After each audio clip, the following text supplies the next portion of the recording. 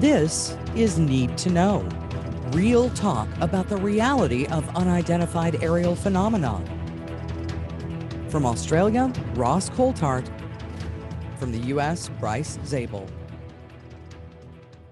I'm Ross Coulthart, talking to you from beautiful Southern Highlands just south of Sydney in Australia.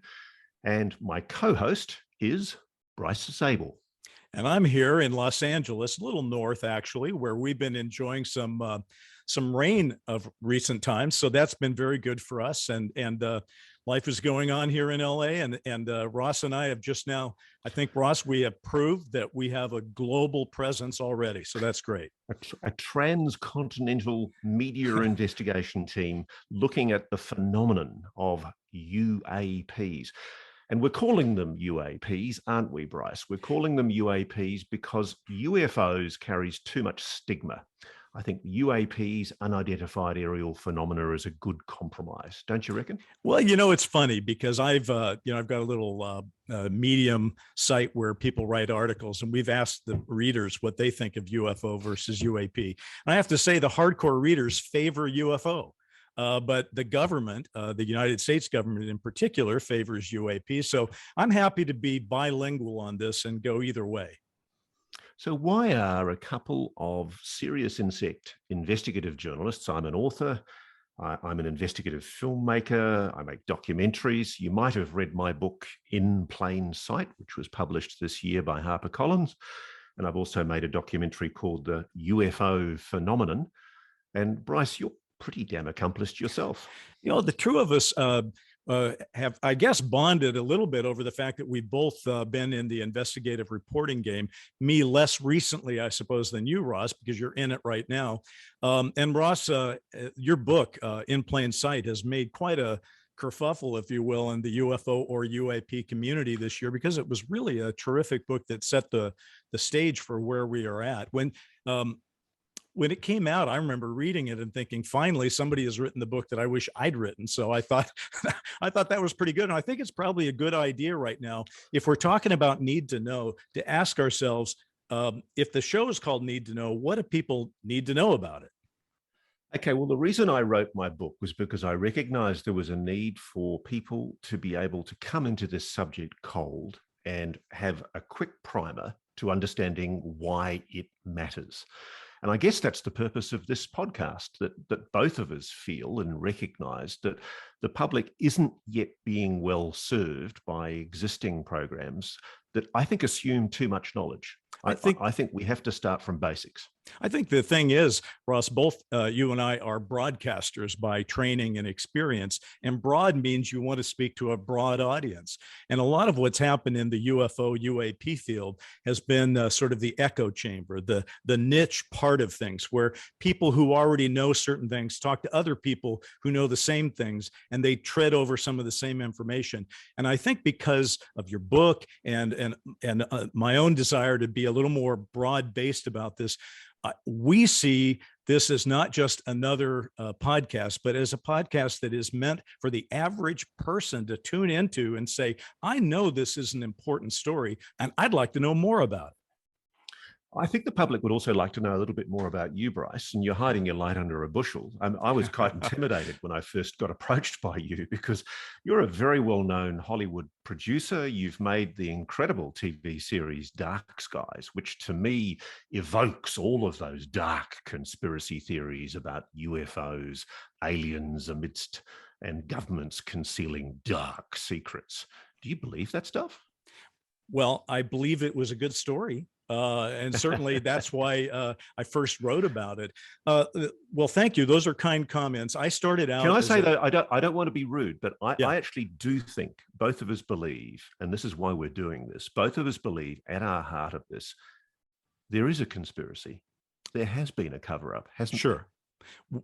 There absolutely has. I tell people it's easier for me to prove that there's been a cover-up than it is to prove exactly what UFOs and UAP represent, because I've actually been involved in the cover-up by people that are in charge of it, I think. And so I do think that if you give any serious attention to this, and I think both of us have over the years, you come to the conclusion that the United States government has been telling people for a long, long time, nothing to see here, and don't worry about it, and we're not looking into it because everybody's safe. And that's not what they've been doing. That part, your book brilliantly laid out this year, because it pointed out that that wasn't the truth. In fact, more than that, they've ridiculed the subject matter. Absolutely. This is the thing that was the eye-opener for me as a journo. I came into this thinking, I'm going to very quickly be able to prove that what we're talking about here, which is essentially anomalous objects, strange-looking things that are seen not only in the sky, but also increasingly underwater, in orbit, strange objects that are now being recorded on sensor systems by very sophisticated, mainly US military planes, but also aircraft and sensors all over the world, which government now admits it can't explain. Yep. And I came into this, Bryce, thinking I was going to prove very early on this was just some black project out at Area 51 and the Nevada test range. We could all go home and get on with the next story. But that didn't happen. Most people that are very well versed in this topic did start as skeptics. I think that that's true for myself as well. I started out extremely skeptical. I kind of wanted it to be true because I was writing about it in terms of writing a movie and a television series. But I wanted it to be true for that, but I didn't know until you get into it. But that allows me to kind of drag us back to why now? Why are we recording this inaugural podcast on December 17th of 2021? Well, it's a special anniversary because many people certainly know where they were when JFK was killed, if they were alive back then, as their parents did, knowing about Pearl Harbor, and as our children know about 9/11 and the rest of us. And for people that are involved in the UFO and UAP research field, and frankly, people who have made themselves aware of the topic, December 17th is when the New York Times finally put it on the front page, pretty much what you just said. It was amazing because I can remember reading that article and going, oh my God, the most influential newspaper on the planet is essentially talking about a secret UFO investigation program that had been going on inside the Pentagon for several years, which investigated Navy videos taken by fighter pilots that had engaged with these objects, which it could not explain. That was a paradigm shift, really, wasn't it? It was a shocker. And for those people who are listening to us, who probably had a passing awareness of this I guess, event, this story that broke, it's been something that has sort of upended everything. If you want to look at UFO disclosure progress over the past 75 years, it's been almost glacial. But then along comes this New York Times article, and in 4 years, wow. I mean, things have really gotten on rails right now. And in fact, as we're about to talk about, 2021's been one of the most impactful years ever, and 2022 looks pretty much the same way. So let's talk about that moment that was described in the 2017, December 2017 article. There's a pilot called Dave Fravor who's told to go out and find a location and look to see what's there over ocean, just off Baja, California. And what he finds when he gets there, he looks down from 28,000 feet and he sees what the USS Princeton, a guided missile destroyer, has been registering on its very sophisticated radar systems. He sees an object hovering just above the ocean. It's incredible. I mean, the whole thing reads like a suspense novel. And I'll be honest with you, I have a pilot that I've just written called UAP, and I've based it primarily on what would happen when something like that sort of interrupts the government's train of thought on things. And I think that what's happened over these 4 years is that we've realized that what the New York Times described in that groundbreaking article wasn't a one-off. It wasn't just a very special event. it's something that these Navy pilots and frankly Air Force pilots have been saying happens all the time. There are Navy pilots right now and radar people that say, oh yeah, this stuff happens almost daily. And I want people to think about that for a second. These things that don't appear to have wings, they have no visible form of propulsion. They can hover, they can go 10,000 miles an hour, they can go from 80,000 feet down to 28,000 feet, or even 2,000 or 200 feet. Turn on a dime without changing velocity. Yeah, it's capable of cloaking themselves like a Klingon destroyer. It's quite extraordinary. They can jam the radar. It is so extraordinary, and it's amplified in its, I don't know if this is a word, in its extraordinariness, because the truth of the matter is, if it's happening all the time, no wonder we're talking about it right now. No wonder that the wheels are coming off this cover-up that you mentioned just recently. So let's just quickly summarize what we've described there, because this is really important for our listeners. You're going to be hearing us talk occasionally about something called the 5 observables. Yes. And Bryce gave them a quick summary. There are objects that seem to be able to display a capacity to propel themselves using a technology that sounds like anti-gravity. There's no visible exhaust on the propulsion system. When they put infrared sensors on them, you can't see the kind of glow that you'd expect to see from, say, a jet fighter's rear end. They're capable of instantaneous acceleration. They don't wind up for a start. They go from 0 to 10,000 kilometers or 10,000 miles an hour in an instant.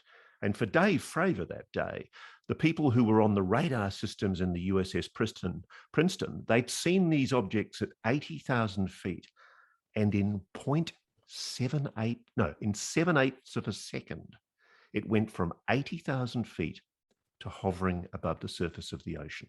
That's hundreds of thousands of miles an hour, thousands of G-forces.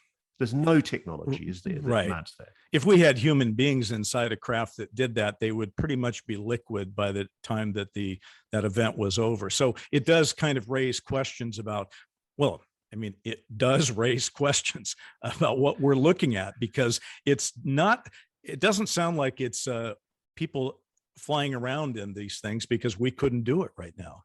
What's very clear is this is not known, acknowledged, correct, American, Russian, or Chinese technology. The Pentagon's made that clear. Just let's quickly summarize these observables. We've talked about the capacity to do instantaneous acceleration, hypersonic speeds. They can cloak themselves. They can evade radar and jam sensors.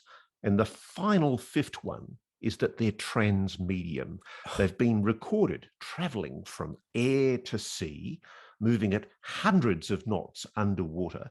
And they're also being detected in orbit, in outer space, moving from our atmosphere. They can go from space to atmosphere to water. So it's kind of ironic, isn't it? We started off tonight by saying, well, UFO is kind of an old term, unidentified flying object, and the government came up with a new term, unidentified aerial phenomena. And now it turns out even that may be outdated, because they're not just aerial phenomena, are they? There's something else that we're looking at, and it's disturbing a lot of people right now. It's the reason it has traction is that it isn't just your friend who likes to talk about UFOs who's talking about this now. Now it's senators and congressmen and very highly sourced intel people.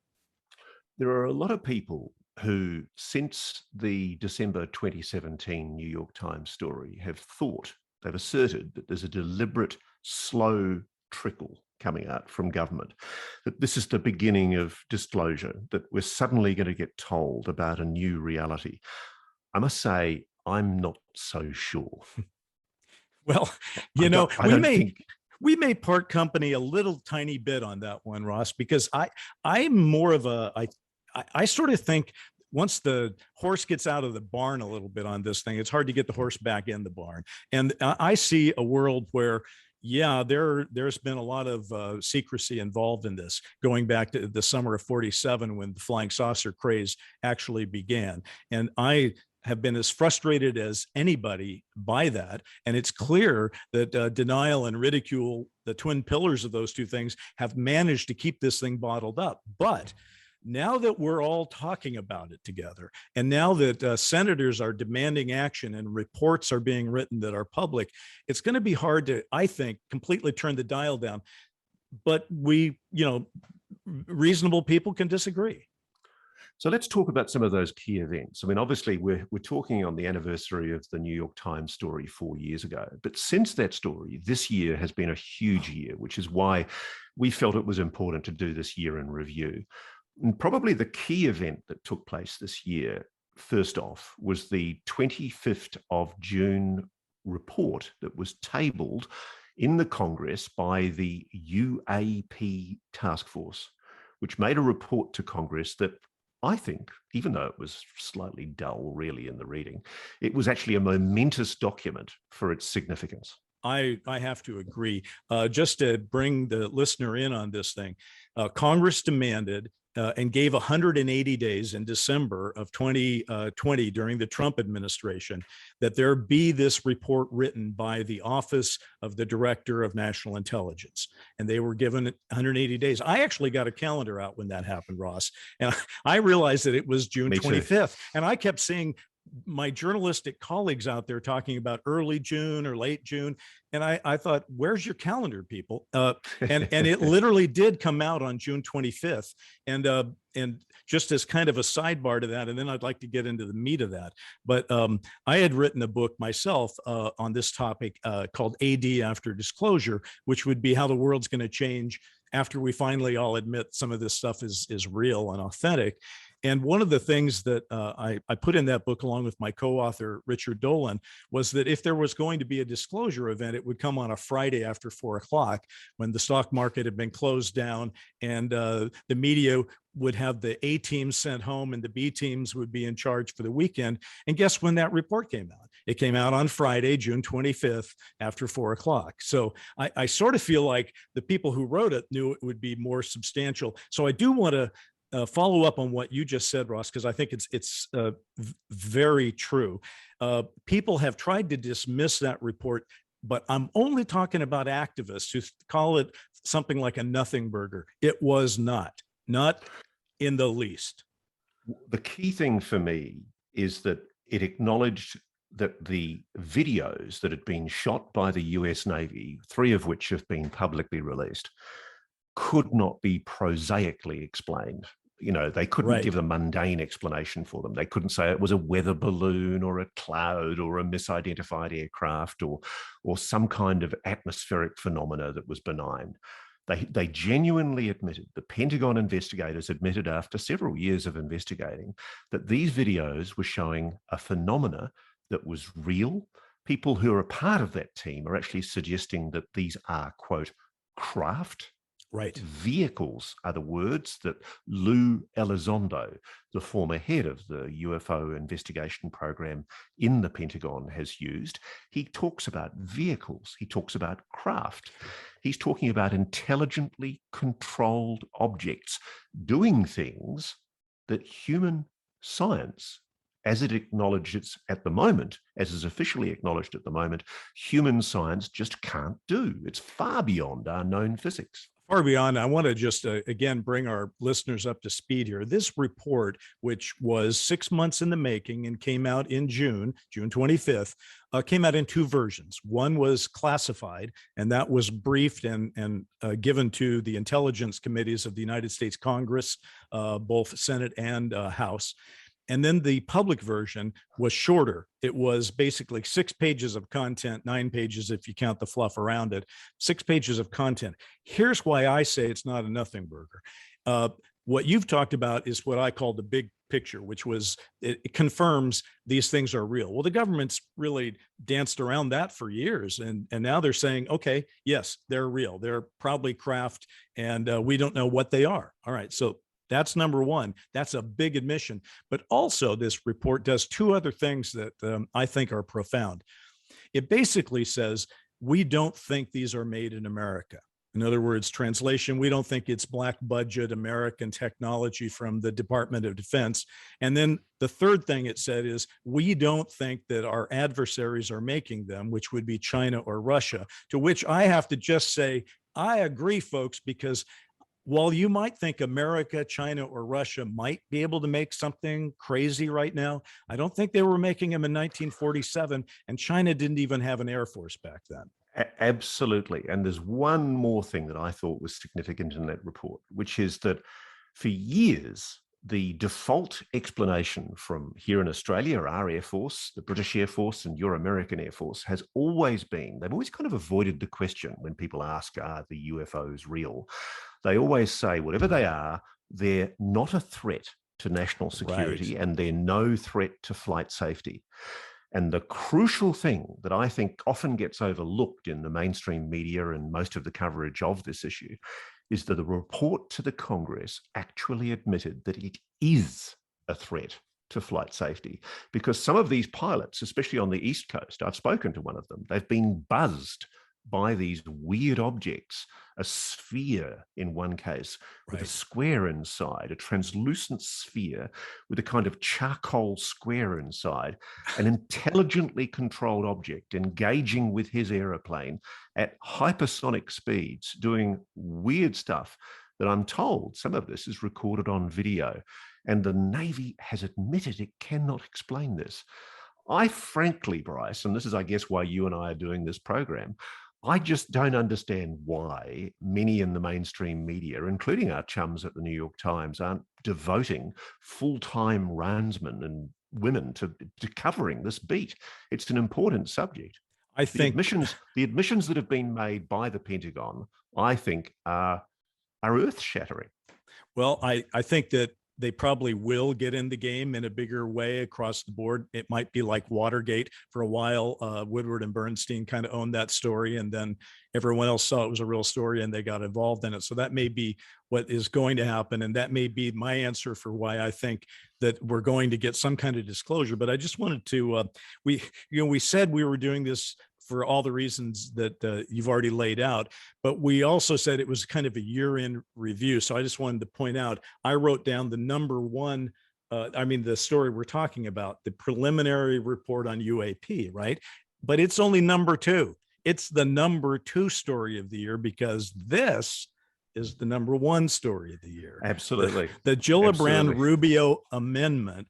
And and the only reason I'm going to just set you up for this, because I think the evidence that the preliminary report was way more important than people gave it credit for is the fact that these Congress people and senators like Gillibrand and Rubio, who got the private classified briefings, who saw some of the videos that you're talking about, got scared and decided to go big and not go home.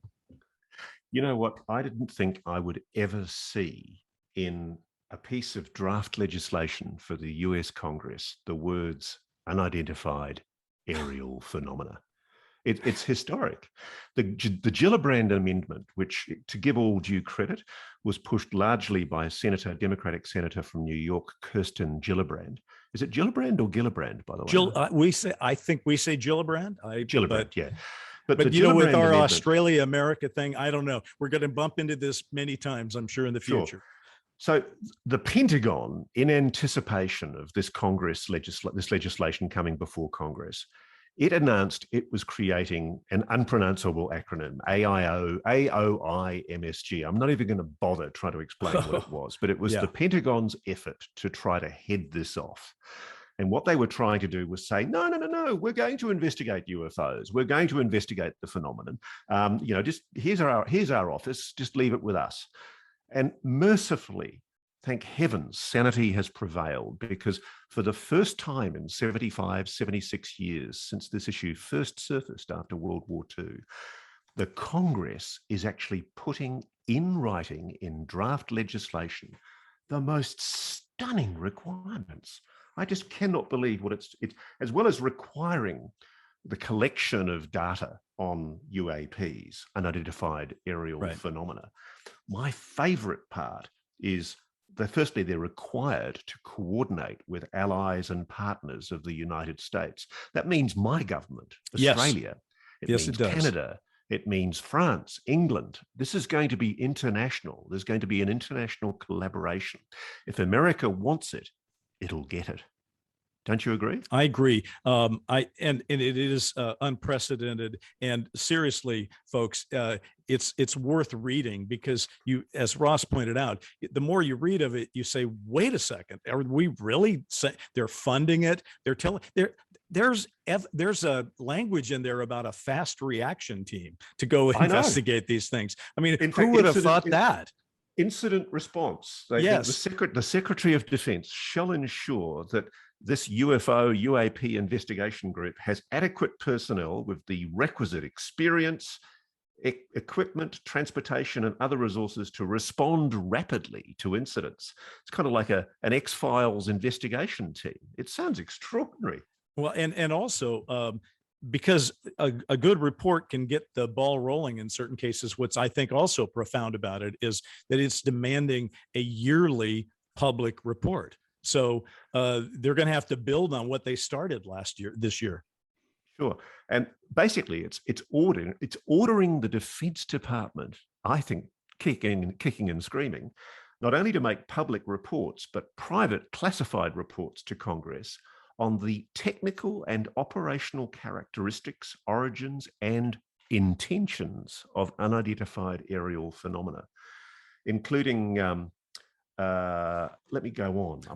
Ross, it also says that we want to, that it's looking to find out if we have actually any of this technology in our possession, which would mean crash wreckage.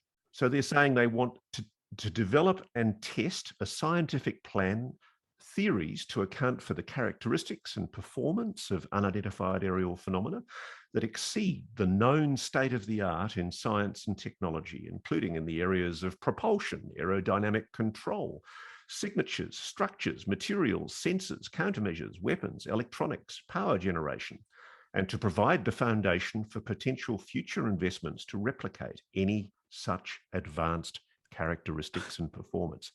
I mean, they're not talking about alien spaceships, but by golly, they're coming pretty close. You know, I think we could have just taken 10 minutes and had you read the damn thing, because that would have been pretty profound on its own. And by the way, part of it involved in that is it also says it wants reports on biological effects that these things might have had that were injurious to people who saw them.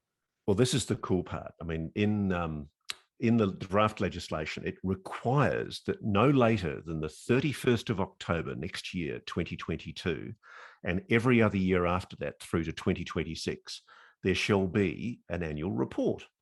And it will report not only on all unidentified aerial phenomena events that occurred during that year, but also, as you say, analysis of geospatial intelligence, signals intelligence, human intelligence. So that's dragging in the National Oceanographic Institution, the NRO, the National Reconnaissance Office, the NSA.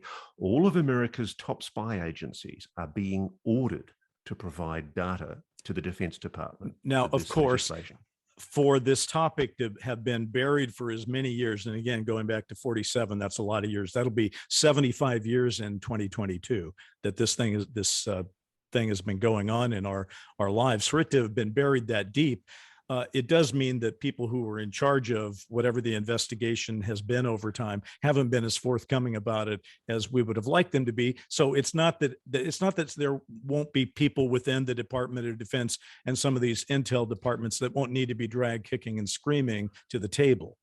Now, I think it's important at this stage to acknowledge that everybody politely acknowledges that whilst it has been declared by the Congress and in these reports that there is no American technology that equates with this technology, and there's very likely no Russian or Chinese technology that does, they still hold open the possibility that it might be some foreign adversary.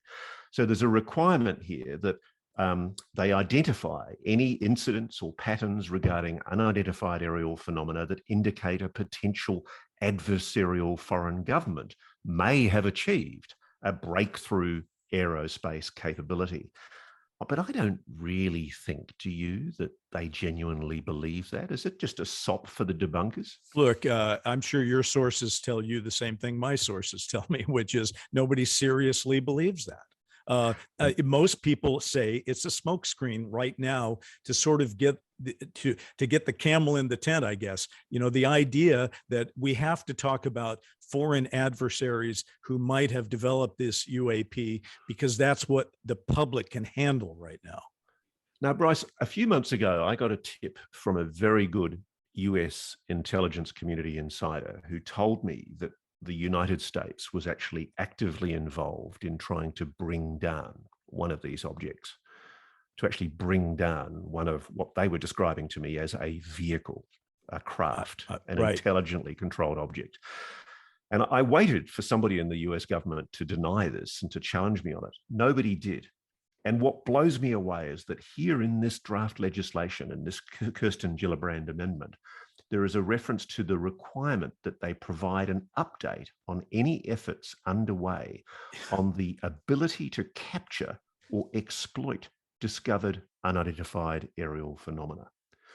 And as you've pointed out earlier, it also requires an assessment of any health-related effects for individuals that have encountered unidentified aerial phenomena, because I'm told that some of these pilots and other people who've had these experiences have suffered adverse effects from their engagement with them. It's interesting because I don't think you meant to step into this, but that is the intersection of what breaking news and my life in Hollywood. Because the first movie I ever wrote about UFOs was called Official Denial. It aired on the Sci-Fi Channel in 1993, and it was about shooting down a UFO. A government plan to do that called Operation Forced Encounter. And I will tell you, without getting it, we don't have time to get into it now, but I was contacted by somebody who claimed to have been in the government at that time, who said that that was something they were very interested in. So and that was over a quarter of a century ago. So I have to think if they were thinking about it then, they're thinking about it now.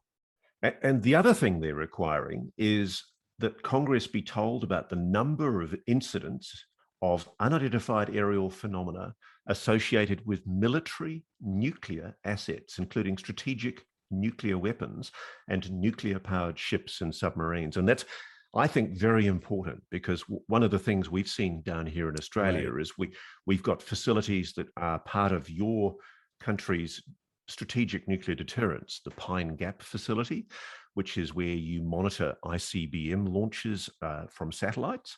And we also have the Northwest Cape Harold E. Holt Naval Communications Station, where, frankly, some really wacky woo has been seen by many, many witnesses. Huge craft, glowing orbs, objects going into the sea. It's a really lively area for strange phenomena. And this nexus between nuclear weapons facilities, and the phenomenon is very real. Very real. And I have to say, when I first read your book this year, I thought it accomplished two things very well. The first was it made me relieved that I didn't have to prove to anybody anymore that this wasn't just United States citizens, Americans going a little bit crazy, and that it wasn't really happening anywhere else. Because the truth of the matter, you make that case very strongly. And also, I think you also make the case that the United States has an ally in Australia in trying to maintain its nuclear force projection. And one of the things that has got people in Congress running around like their hair is on fire is this nuclear connection between unidentified aircraft and nuclear weapons. And that one, again, goes back to what you said previously. The report says we should be worried about that connection, that there is a danger there. So Congress is going to get a report in October next year, but there's no guarantee, is there, that we're going to get told the full unclassified, unexpurgated version? Isn't there a risk here that what we're going to see is another Project Blue Book snow job, where you've got the military collecting data and only letting the public know the stuff where they can debunk?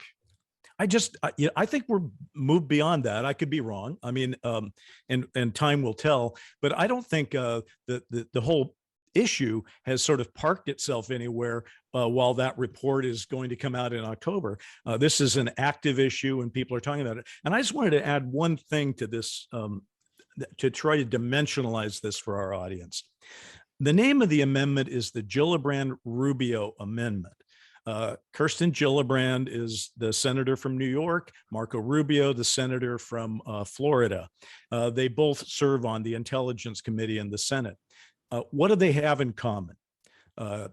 Marco Rubio ran for president in 2016. Kirsten Gillibrand ran for president in 2020. These are ambitious politicians. They know how to get elected. They know how to avoid issues that would cause them not to get elected.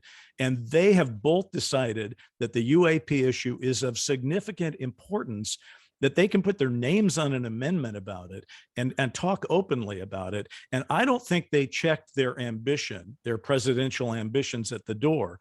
I think they think, maybe not for 2024, but I think that they think this is going to be part of the public discourse in the fairly near future. And they want to be able to say, I was there early and definitively, and I was right on this topic.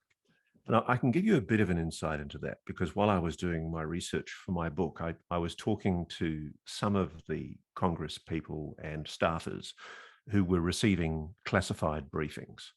And what's interesting is that since the New York Times story, there's been very secret briefings held in SCIFs, secure compartmentalized information facilities in the bowels of the Pentagon and also in the Congress, which have briefed certain senators, certain congressmen and their staffers on what exactly the UAP task force found. And I haven't got a lot of the detail, but what I do know is it's rocked the worldview of the people that I've spoken to. It really was disturbing for them, because they were hearing from pilots who I've also spoken to that this isn't just a one-off. These aren't just isolated incidents, and they're not just to deal with those debunkers who always say, oh, why does it only ever happen in America? It doesn't just happen in America. This is a phenomenon that is occurring all the time, all over the world. But because America has now developed incredibly good phased array radars that don't work like the old ones you used to see on the black and white movies where they're like a clock. They've got a beam that goes out and hits an object. Not only gives you an idea of it being solid, it also gives you an idea of its size and its shape and even its mass in some cases.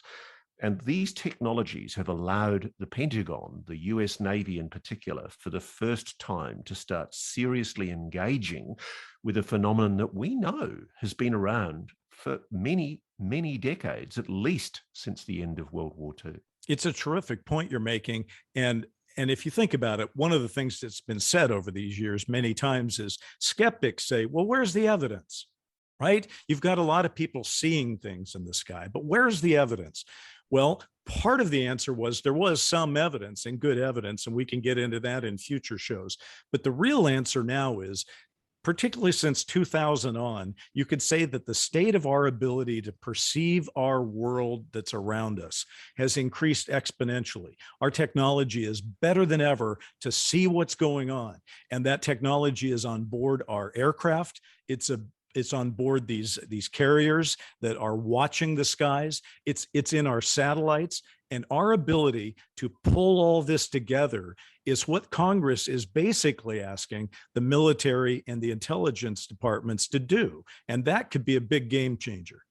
Well, one of my sources for my book, a guy called Bob Fish, didn't mind going on the record. He was working in Lockheed Martin's facility in California, and he was shown telemetry data from satellites, DSP, Defense Support Program satellites.